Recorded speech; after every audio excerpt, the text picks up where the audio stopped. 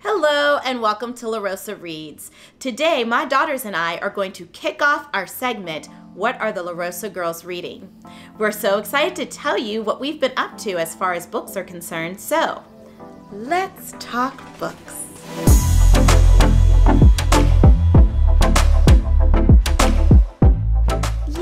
I'm so excited to be here with my two lovely daughters. We have so much fun reading and we're so excited to be talking about all of our latest reads together. So for those of you who may be new to my channel, I'll ask each girl to introduce herself. So we'll start with you.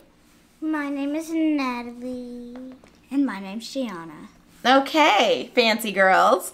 And we're here to share what we've been reading lately. So, Gianna, I would like to start with you. What have you been reading? I have been reading Love, Sugar, Magic. We were reading this at school, and I love it so much. I want the second book and third, because it's a series. Oh, awesome. Sorry to interrupt you, honey. So you said it's a series. And tell us, what is the problem in the book? Well, the problem is that Leo, well, it leads up to the problem. Leo found out that her family are brujas, which are witches, and so she uses spells. She uses a love spell on her best friend's friend Brent, so he can like everybody because he did something really rude to Caroline. So she did it, and it didn't work as planned because she took Caroline out the love spell, so he would just love everybody. But like, I think he took it a little too far. Ooh, I love how you're not telling us exactly what happens next because we don't want to spill all the tea, right? We just want little sprinkles, little droplets of the tea. And so I actually think this is an interesting book, and you read this for school. And I think that says a lot about your school, Gianna. You have a wonderful language arts teacher, and she does a great job of selecting books that feature diverse characters. And so is this around the Day of the Dead? Does this take place around that time? Yes, it does. Well, like the beginning of the story takes place, it starts off at Halloween, then goes to Day of the Dead, and just goes through the holidays? No, just through that. Awesome. Yeah. From there. Yeah. So you said that you love this book. I do. So tell us why. Why do you love it? I love it because I love fantasy and magic and stuff like that. And also, I love witches a lot. I was a witch for kindergarten, and I'm planning on being a witch next year for Halloween. Yes, the witch returns. Okay, well that's awesome. And so, do you recommend this book? I do. I really do. So, what kind of reader would like this book, Gianna? Like a reader who likes fantasy, and there's a little bit of mystery in it. So, like, for people who like mystery and fantasy, it's kind of all jumbled into one. Ah, you heard it here. It's pretty cool. It is, and Natalie and I got a chance to hear it as well because we were also playing the audiobook from time to time. And so I feel like we also got to listen to the story and enjoy it too, right, Natalie? Yeah. Yay! With little sprinkles of magic. Yeah, sprinkles of magic. So thank you, Miss G. So that's Love, Sugar, Magic, A Dash of Trouble. And there's two more in the series. This is the first one, right? Mm-hmm. Yeah, number 1 says right there. Yeah. So mission accomplished to your teacher because not only did you love the book that she selected for you and required you to read, you want to read the other two. So yeah. Kudos to you. You know who you are. All right. So next is Natalie. Natalie, tell us, what have you been reading, my friend? Itty bitty Princess Kitty. Hey. So she's so cute. She is so cute. We all fell in love with her because, but Natalie, not to interrupt, but before you go in to explain your story, we want to remind our lovely viewers that the three of us love to read together in bed at night, right? Yes, we do. I know. So I think that's really cool that we kind of know what each other, like what the other person is reading. So tell us about this book without telling us too much. So what's Itty Bitty Princess Kitty about? Whenever she was going to become a princess, she was thinking about all the things that might change, like she's going to be able to go to school, if she's going to hang out with her friends, or if she's going to be able to do all the fun things that she used to do. But in the book, it will show you what happens. But the end, it's pretty good. Okay. Yes. So she's really struggling with this coming of age, becoming a princess, and afraid of what she might lose, what she may no longer get to do that makes her itty bitty. Princess Kitty, right? Yeah. It makes her itty bitty, not Princess Kitty yet. Book 1. Yeah, so this is book 1. So this is Itty Bitty Princess Kitty, the newest princess, and on the back it says, look for other Itty Bitty Princess Kitty books at your favorite store. And on the back we have, oh my goodness, it's so tiny, Itty Bitty Princess Kitty, the Royal Ball.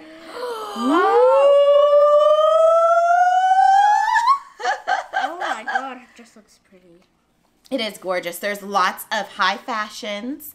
Natalie, I see here that, do you want to tell us about the cover? Because there's a lot going on here with this cover.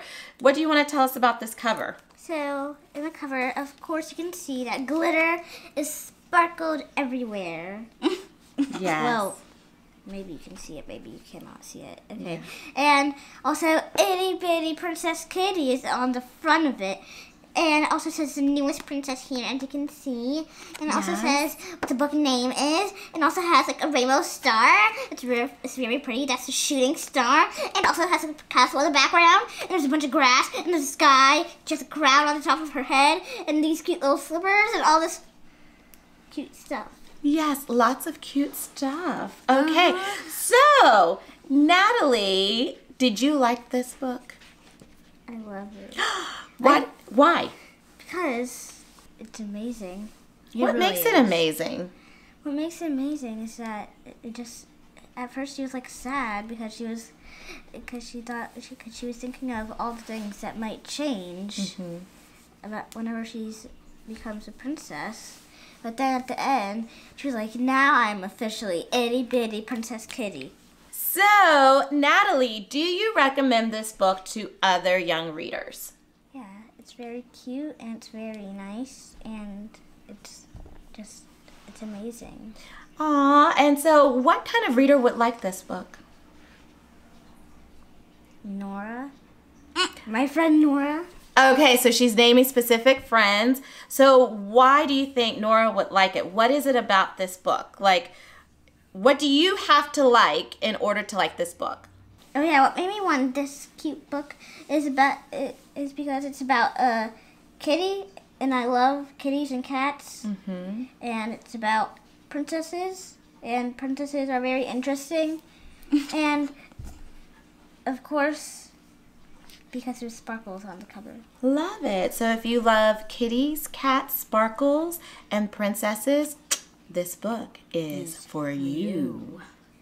All right, so here is my book, girls. I have been reading Crossroads, and for those of you who are, you know, of my generation, the title kind of had this certain particular song stuck in my head by Bone Thugs and Harmony, and I kind of started singing it, and I got the girls singing it, and it was like really interesting because that song has absolutely nothing to do with this book. However, this book, Crossroads, is A. Marie's book club selection for the month of November. I am a huge A. Marie fan and a very active participant, active member of A. Marie's book club. And so I am always ready to grab her book club selections, read them, dive into them, discuss them with A. Marie and other book club members. And then every month on Instagram, at the end of the month, she has an Instagram live interview with the authors. And I have to tell you guys, I had never read a book by Jonathan Franzen, Jonathan Franzen. I had never read a book by him. And A. Marie was telling me about how much she loves this author and is truly inspired by this author. And you guys, I was so blown away. Are you yawning? I'm tired. Listen, we're talking about Crossroads, baby. You better wake up. So, you guys, this book, first of all, there's so much to love.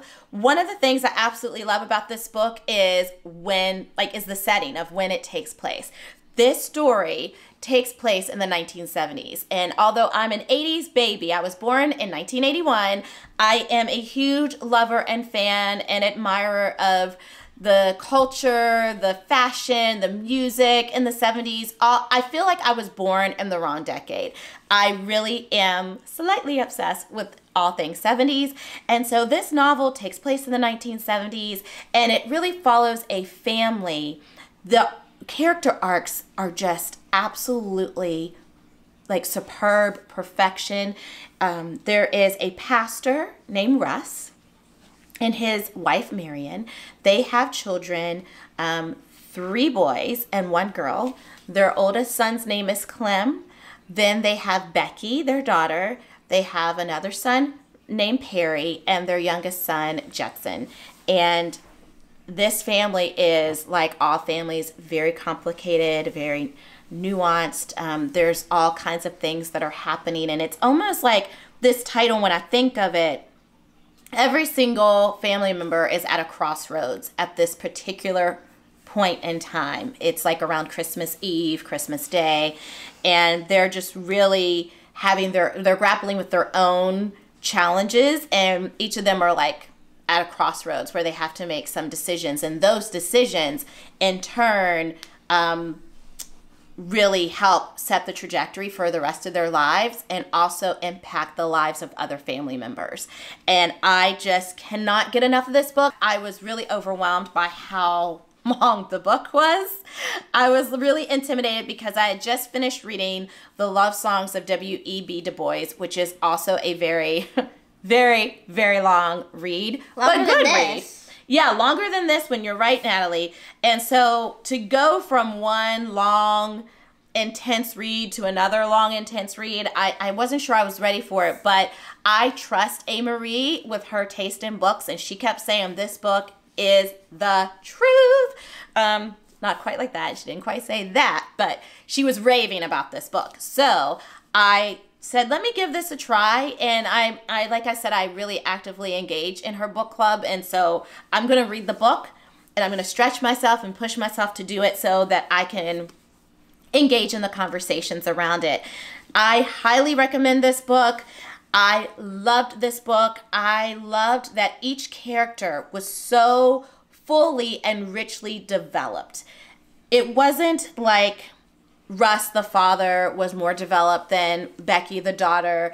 And even some of the side characters I felt like I really knew them and had their own strong character arcs as well. So I just was so blown away and impressed and just in awe of like Jonathan Franzen's artistry, his ability to bring these characters to life. They were really, really powerful. It's like the book was just sprinkled with magic. It was magical in its own way, Natalie, in its own way. So I loved it. I highly recommend this book. It's realistic fiction. You know, when I think about who would love this book, it's definitely folks who are into realistic fiction and fans of This Is Us. This is us. Yeah, it's giving me This Is Us vibes, like not to the T, not exactly, but when you're looking at the journey and complication, like the journey and the complexities of family life and the individuals that make the family, you know, the messiness of that, the drama, the saga, oh my Lord, this character is struggling. Oh my Lord, this character is like getting on my nerves. You know, if you're looking for all of that, that's very similar to This Is Us. You're going to enjoy this book. If that kind of vibe is not for you, it's too melancholy. How would you say that? Melancholy.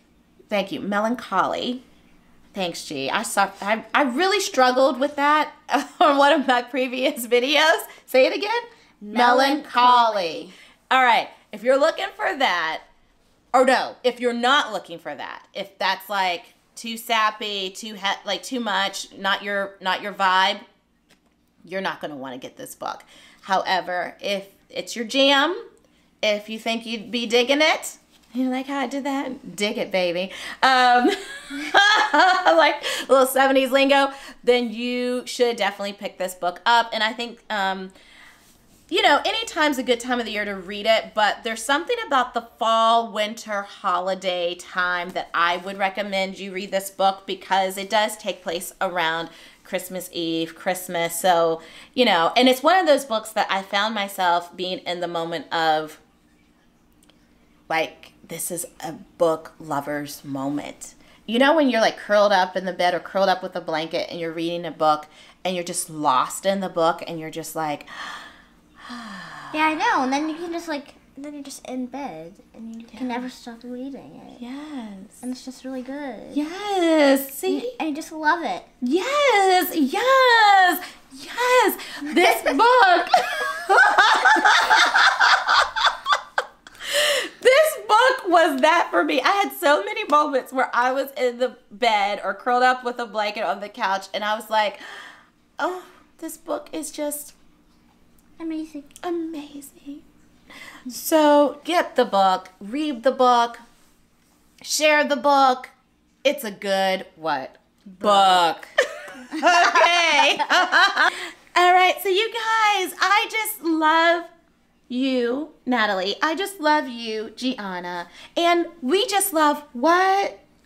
You. Oh, I was going to say books. But yeah, we love you too. We love y'all.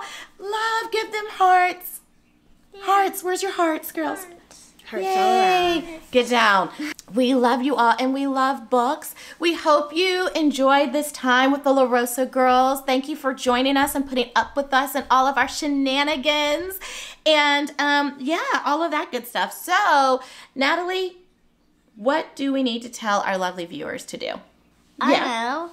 Like, comment, share, subscribe, and hit the bell. Good. And how would you say it in your own special way?